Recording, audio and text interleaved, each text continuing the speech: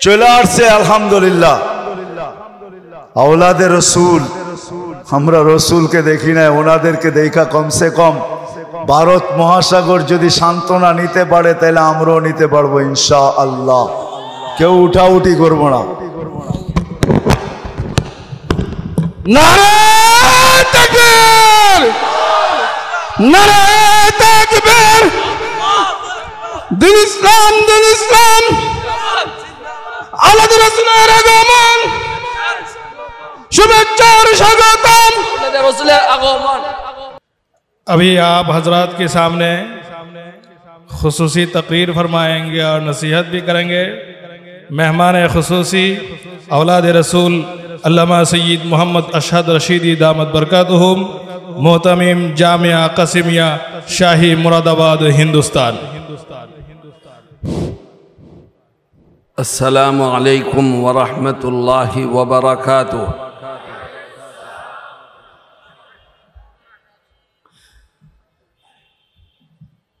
अल्हम्दुलिल्लाहि रब्बिल आलमीन वस्सलातु वस्सलामु अला सय्यिदिना मुहम्मद व अला आलिहि व सहबिहि अजमईन।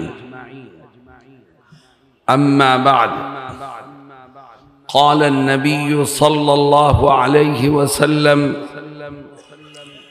मन अकल तय्यिबन व अमिल फी सुन्नतिन व अमिन अन्नासु बवाइक़हु दखलल जन्नह औ कमा क़ाल सल्लल्लाहु अलैहि वसल्लम। हज़रात उलमाए किराम, मुअज़्ज़ज़ हाज़िरीन और नौजवान साथियों, अल्लाह रब्बुल इज़्ज़त का ये फज़्ल व करम और उसका एहसान है कि उसने हमको और आपको ईमान की दौलत से माला माल फरमाया। अल्लाह का शुक्र अदा करो और दुआ करो कि अल्लाह हमें ईमान पर जिंदा रहने की तौफीक दे और ईमान पर ही मौत नसीब फरमाए। मेरे दोस्तों और साथियों, हम में से हर एक को एक दिन मरना है, दुनिया से जाना है, एक दिन खत्म हो जाना है। सवाल ये पैदा होता है कि जो इंसान मरता है वो कहां जाता है?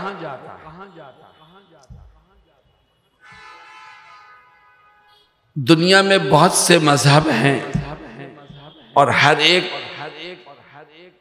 अलग अलग नजरिया और तसव्वुर रखता है, लेकिन इस्लाम ने अपने मानने वालों को ये बताया है कि मरने से इंसान खत्म नहीं होता बल्कि एक दूसरी दुनिया में मुंतकिल होता है। और उस दूसरी दुनिया में दो ठिकाने हैं, एक जन्नत है, दूसरा जहन्नम है। और अजीब बात यह है कि जितने हम लोग यहाँ बैठे हैं या जितने मानिश दुनिया में हैं, हर एक की दो सीटें हैं अल्लाह के यहाँ, हर एक आदमी की, एक जन्नत में है, एक जहन्नम में। अल्लाह रब्बुल इज़्ज़त ने दोनों जगह हर इंसान की सीट रखी है और फिर इंसान को ये इख्तियार दिया है कि इनमें से जौन सी सीट चाहो कैंसिल करा दो और जौन सी सीट चाहो कन्फर्म करा दो। हमारी एक सीट जन्नत में भी है, एक जहन्नम में भी। आओ हम दुआ करें कि अल्लाह हमारी जन्नत वाली सीट को कन्फर्म कर दे और जहन्नम वाली सीट को कैंसिल करे। लेकिन मेरे दोस्तों और साथियों, जन्नत वाली सीट अगर कन्फर्म कराना चाहते हो तो ये काम सिर्फ दुआओं से नहीं होगा, صرف خواہشات سے نہیں ہوگا، صرف چاہنے سے نہیں ہوگا، بلکہ اس کے لیے دنیا کی اس زندگی میں کچھ کام کرنے پڑیں گے۔ مجھے بتاؤ کہ وہ کام کرنے کے لیے تیار ہو؟ کتنے کام کرنے پڑیں گے؟ کیا کام کرنے پڑیں گے؟ بہت لمبی فہرست نہیں ہے، صرف 3 کام ہیں، صرف 3 کام۔ جس نے دنیا کی زندگی میں یہ 3 کام کر لیے، اللہ اس کی جنت والی سیٹ کو کنفرم کر دے گا اور جہنم والی سیٹ کو کینسل فرما دے گا۔ وہ 3 کام کیا ہیں؟ میں ایک ایک کر کے بیان کروں گا، مگر میری ایک شرط ہے، اور وہ شرط یہ ہے کہ اس بات کا عہد کرو کہ ہم ان 3 کاموں کو سن کر کے ان پر عمل کریں۔ میرے دوستوں، وہ 3 کام ہیں کیا؟ نماز، روزہ، حج، زکوٰۃ۔ اس کا تذکرہ نہیں ہے۔ کیوں؟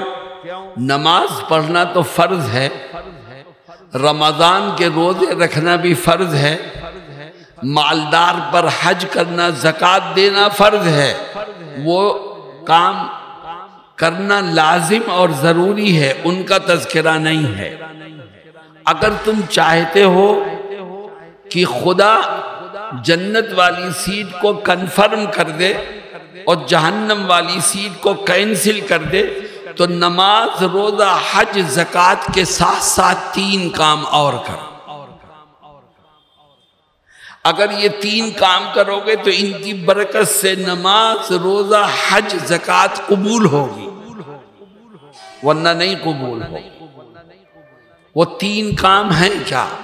حضرت محمد مصطفیٰ صلی اللہ علیہ وسلم ایک حدیث شریف میں ان 3 کاموں کو ذکر کرتے ہیں اور فرماتے ہیں، من اکل طیبا وعمل فی سنت وامن الناس بوائقہ دخل الجنہ۔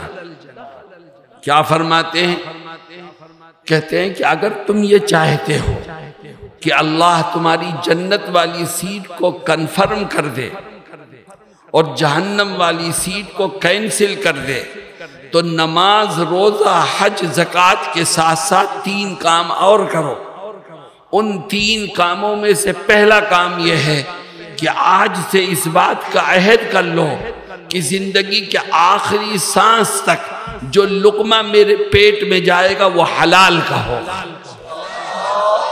اگر تمہارا کھانا حلال ہے، تمہارا پینا حلال ہے، تمہارا کاروبار حلال ہے، تمہاری بزنس حلال ہے، تمہاری آمدنی حلال ہے، تو اللہ اس کی برکت سے تمہاری نمازیں بھی قبول کرے گا، روزے بھی قبول کرے گا، حج بھی قبول کرے گا، زکوٰۃ بھی قبول کرے گا۔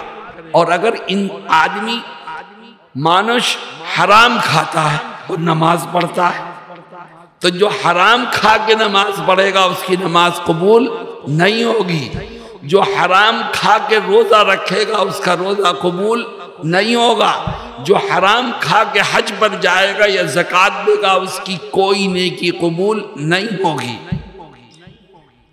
میرے دوستوں اور ساتھیوں، اتنا بڑا مجمع ہے، میری طبیعت خراب ہے، میری آواز سے آپ سمجھ رہے ہوں گے نزلہ زکام ہے، لیکن میں پھر بھی بول رہا ہوں۔ کیوں؟ میں یہ چاہتا ہوں اس مجمع کا ایک ایک آدمی جنت میں جانے والا بن جائے۔ جو کاروبار کرو سچائی کے ساتھ کرو۔ آج مسلمانوں کے کھانے پینے اور کاروبار کو حرام بنانے کی کوشش کی جا رہی ہے۔ چنانچہ مسلمان کاروبار کرتا ہے، کیسا؟ سودی کاروبار کرتا ہے۔ سود لینا بھی حرام، سود دینا بھی حرام، سودی کاروبار بھی حرام۔ یاد رکھو، تم نے 5 حج کر لیے، ہر سال روزے رکھے، عمرے پر گئے، صدقہ خیرات کی، لیکن تم نے اپنے کاروبار میں سود ملا کر کے اس کو حرام کر دیا، تو اللہ کے ہاں کوئی نیکی قبولیت کے درجے کو نہیں پہنچے۔ جناب رسول اللہ صلی اللہ علیہ وسلم یہی فرماتے ہیں کہ اکل طیبا، رزق حلال کھاؤ تو اللہ جنت والی سیٹ کو کنفرم کر دے گا اور جہنم والی سیٹ کو کینسل فرما دے گا۔ میرے دوستو بتاؤ اس کے لیے تیار ہو؟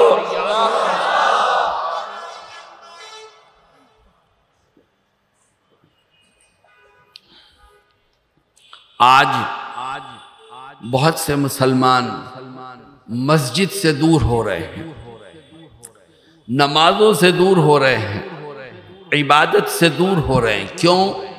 اس لیے کہ جو لقمہ پیٹ میں جا رہا ہے وہ حرام کا ہے، اس لیے خدا کی عبادت سے اس کو نفرت ہو جاتی ہے۔ میرے دوستوں اور ساتھیوں، تھوڑا کماؤ مگر حلال کا کماؤ تو اللہ اس تھوڑے میں بھی برکت عطا فرمائے گا، اور اگر تم زیادہ کماؤ گے مگر حرام کا ہوگا تو یاد رکھو وہ برکت سے خالی ہوگا۔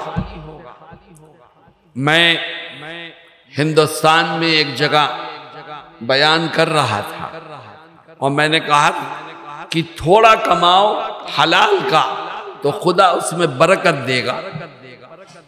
تو ایک ساتھی نے مجھ سے پوچھا کہ مولانا آپ یہ کہتے ہیں کہ رزق حلال میں برکت ہوگی، تو کیا مطلب؟ میں 1000 ٹکا حلال کا کما کے لایا، میں اپنے رات میں اس کو اپنے تکیے کے نیچے رکھوں گا تو برکت ہوگی؟ کیا مطلب صبح کو وہ یہ 1100 بن جائے گا کیا؟ برکت کا کیا مطلب؟ یہ 1200 ہو جائے گا کیا؟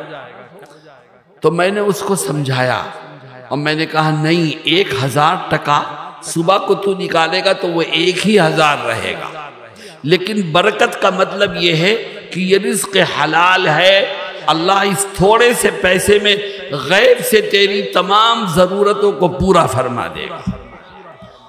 رزق حلال ہے یہ، اس کی برکت سے اللہ تجھے بیماریوں سے بچائے گا، چوروں سے بچائے گا، کوٹ کے چکر سے بچائے گا، اللہ تھوڑے سے پیسے بھی تیری تمام ضرورتوں کو پورا فرما دے گا۔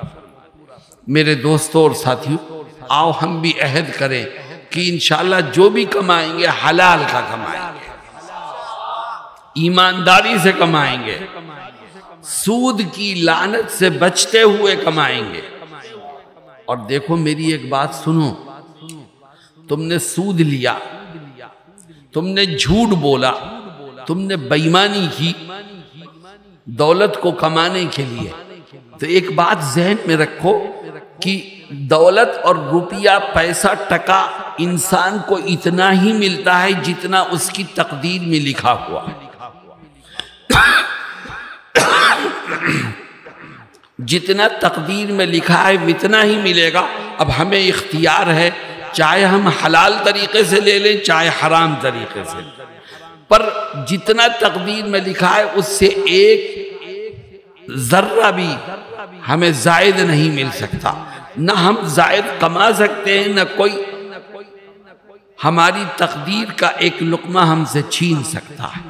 اللہ رب العزت ہم سب کو رزق حلال کھانے اور کمانے کی توفیق عطا فرمائے۔ نمبر 2، نبی کریم علیہ السلام فرماتے ہیں کہ اگر تم یہ چاہتے ہو کہ جنت میں داخل ہو، جنت والی سیٹ تمہاری کنفرم ہو اور جہنم والی سیٹ کینسل ہو جائے، تو ایک دوسرا کام بھی کرو، نماز، روزہ، حج، زکوٰۃ کے ساتھ ساتھ۔ اے آقا وہ دوسرا کام کیا ہے؟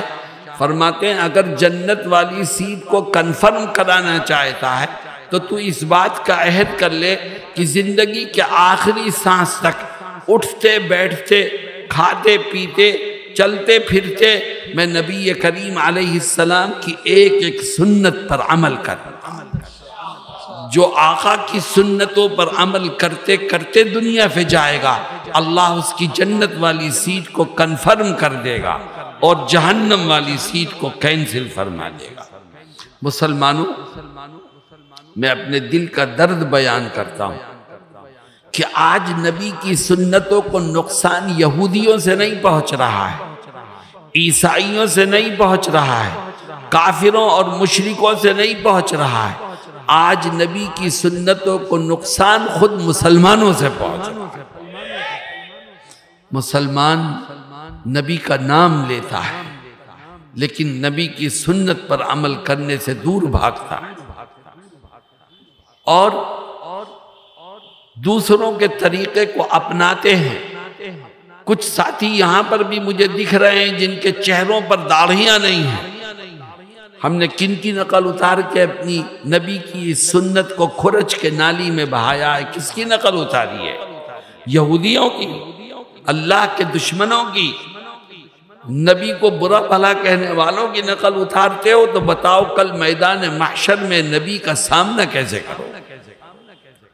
آج جن کے جیب میں چند ٹکے آ جاتے ہیں وہ شادی بیاہ کے موقع پر نبی کی سنتوں کو بھول جاتے ہیں،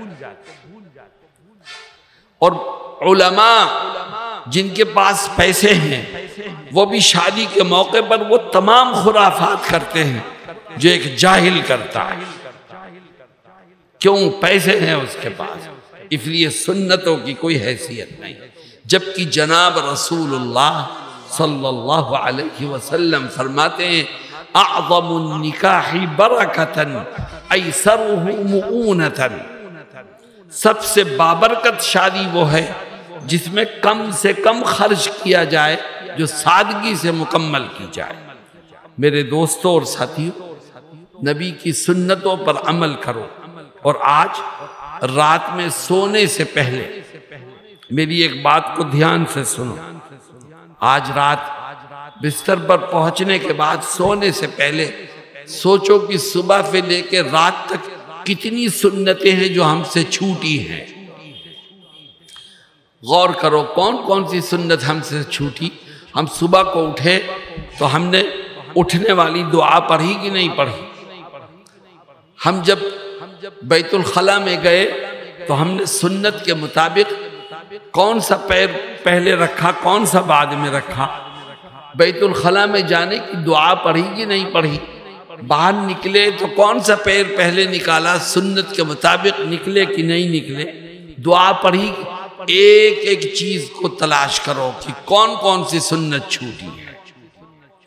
جب تم غور کرو گے تو خدا تمہاری مدد کرے، اور جب یاد آ جائے کہ یہ چھوٹی یہ چھوٹی یہ چھوٹی تو اپنے رب سے کہو کہ اے خدا آج تک تو سنتیں چھوٹی ہیں، میں توبہ کرتا ہوں اور وعدہ کرتا ہوں کہ انشاءاللہ آئندہ یہ سنتیں نہیں چھوٹیں گی۔ کیوں؟ اس لیے کہ مجھے جنت میں اپنی سیٹ کنفرم کرانی۔ کیوں؟ اس لیے کہ مجھے جہنم والی سیٹ کو کینسل کرانی۔ کیوں بھائی؟ اس پر عمل کرو گے انشاءاللہ۔ آخری چیز، جناب رسول اللہ صلی اللہ علیہ وسلم فرماتے ہیں من اکل طیبا وعمل فی سنت وامن الناس بوائقہ دخل الجنہ۔ فرماتے ہیں اگر تم یہ چاہتے ہو کہ جنت والی سیٹ کنفرم ہو جائے اور جہنم والی سیٹ کینسل ہو جائے تو نماز، روزہ، حج، زکوٰۃ کے ساتھ ساتھ 3 کام اور کرو۔ ان 3 کاموں میں سے تیسرا کام فرماتے ہیں کہ اگر جنت والی سیٹ کنفرم کرانا چاہتا ہے اور جہنم والی کو کینسل کرانا چاہتا ہے تو اس بات کا عہد کر لے کہ زندگی کے آخری سانس تک اپنی زبان سے، اپنے ہاتھ سے، اپنے عمل سے کسی کو ناحق کوئی تکلیف نہیں پہنچاؤں۔ اللہ کے بندوں کو دکھ دینے سے بچ، کسی کو پریشان مت کر۔ تو اللہ کے بندوں کو پریشان کرنے اور تکلیف میں مبتلا کرنے سے بچے گا تو اللہ تیری جنت والی سیٹ کو کنفرم کر دے۔ تو نمازیں بھی پڑھتا ہے، روزے بھی رکھتا ہے، زکوٰۃ بھی دیتا ہے، حج بھی کرتا ہے، لیکن تیری زبان سے لوگوں کو تکلیف پہنچتی ہے، تیرے ہاتھ سے لوگوں کو تکلیف پہنچتی ہے، تو ہر ایک کی غیبت کرتا ہے، کسی کے بارے میں جو منہ میں آتا ہے کہہ دیتا ہے۔ یاد رکھ تیرا رب تیرے ہر عمل کو دیکھ رہا ہے۔ اگر تو اپنی ذات سے کسی کو ناحق پریشان کرے گا، تکلیف پہنچائے گا، تو تیری جنت والی سیٹ کنفرم نہیں ہو پائے گی اور جہنم والی سیٹ کینسل نہیں ہو پائے گی۔ میرے دوستوں اور ساتھیوں، جناب رسول اللہ صلی اللہ علیہ وسلم کی یہ حدیث ہماری آنکھوں کو کھولنے کے لیے کافی ہے۔ آج ہم آپس میں ایک دوسرے سے جھگڑ رہے ہیں، اختلافات ہیں، نفرتیں ہیں، ایک دوسرے کو تکلیف پہنچا کر ہمیں خوشی محسوس ہوتی ہے۔ بتاؤ، جو اپنے ساتھی کو تکلیف پہنچا کے خوش ہو، وہ جنت کا مستحق کیسے بن سکتا ہے؟ اللہ رب العزت ہم سب کو نیک اعمال کی توفیق عطا فرمائے، اور یہ جو تین اچھائیاں جناب رسول اللہ صلی اللہ علیہ وسلم نے ذکر فرمائی ہیں، ان کو اپنانے میں ہماری مدد فرمائے، اور ہمیں کہنے اور سننے سے زیادہ عمل کی توفیق سے مالا مال فرمائے۔ وآخر دعوانا ان الحمد للہ رب